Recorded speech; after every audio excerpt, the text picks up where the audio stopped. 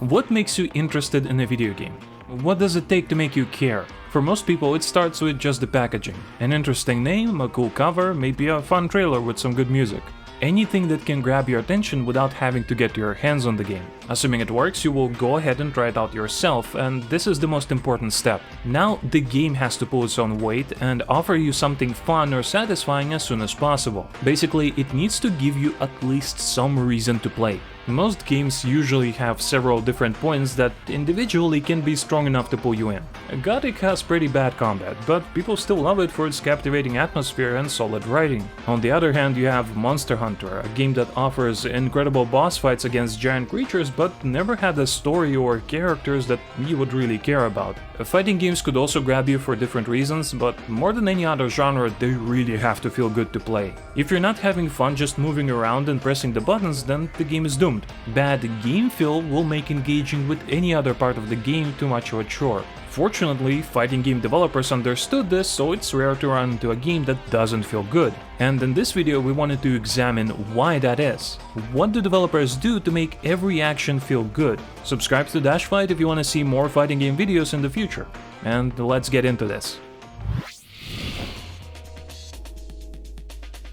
When it comes to how a game feels, you can break it down into three general categories: controls, visuals, and sound. So let's start with the controls, since it's the first one that you interact with and it's probably the most basic, although still more complex than one might expect. The most obvious aspect of good controls is the general responsiveness. When you press a button, the delay should be as low as possible. Beyond just feeling better, it's what gives you the feeling of control. If you played games with delay-based netcode and a bad connection, then you know what I mean. It steals a part of your mental stack to account for the delay. Instead of controlling the characters, your inputs become mere suggestions. But it's not just about the responsiveness. The buffers, input reading, and shortcuts also play a big role in making a satisfying fighting game. If you played older games, then you probably noticed that they tend to be more strict. You have less time to do your inputs, and the timing of those inputs needs to be on point as well.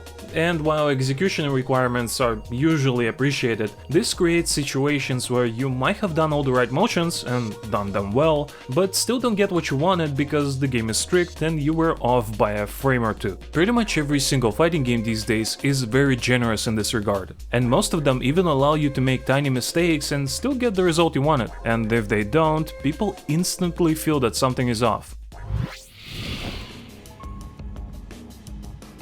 Now, from the most basic, we get to perhaps the most robust category of game feel. The visuals can easily make or break the game for you. For example, how many of you never gave NRS games a try because you didn't like how janky or straight up bad some animations are? Animation is an incredibly complex topic and deserves a video of its own, but for now, we should focus on what it tries to achieve and how it does this. First and foremost, animation is the main way for the game to convey impact. Any game that wants to be satisfying needs to react to your actions. Gabe Newell described it pretty well in the recent Half-Life documentary. And so we had to come up with some notion of what fun was. We knew it was an ad hoc definition, and it was the degrees to which the game recognizes and responded to the player's choices and actions. If you shoot at a wall, there have to be decals. If you kill a bunch of Marines, the Marines have to run away from you, right?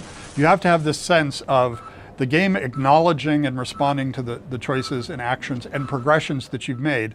Otherwise, it loses any sort of impact. In fighting games, we can take a look at just one attack and see multiple visual factors at work. So check this out.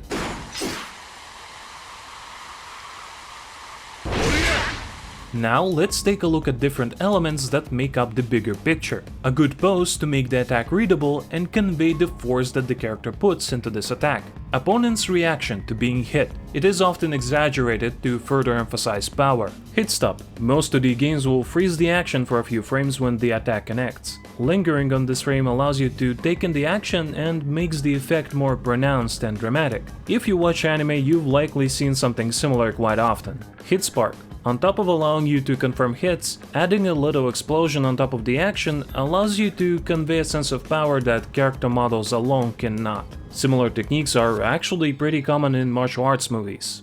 except they usually use powder. We could go even deeper, but that would be outside of the scope for this short video. I would only like to give Tekken a shout out as an example of how to show impact without hit stop. Instead of freezing the action, Tekken uses a variable amount of screen shake. So even though the action keeps going, you get a sense that each strike emits a sort of thundering shockwave. It is so effective that you can probably hear the impact without the need for sound. However, you will need to keep the sound on for our last category. Audio is often criminally overlooked in video games, which is a little ironic because for that to happen it needs to be consistently good. Meanwhile, bad audio sticks out like a sore thumb. Let's get the obvious out of the way. The hit sounds need to be nice and meaty. Nobody wants to boot up a fighting game and then hear this.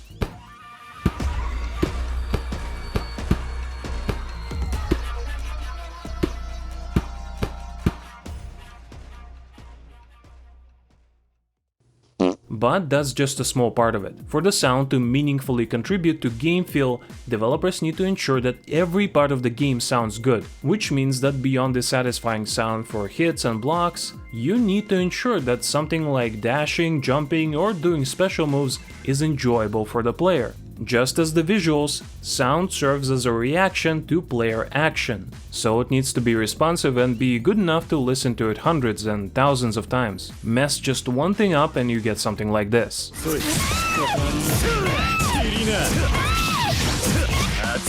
Lastly, even something like yelling out move names is done for a reason. This tradition started with manga/anime, and in both cases it serves to give certain attacks more gravity, while also acting as a sort of exclamation point. If you think about some of the most iconic moves in fighting game history, they will probably have some voice lines associated with them.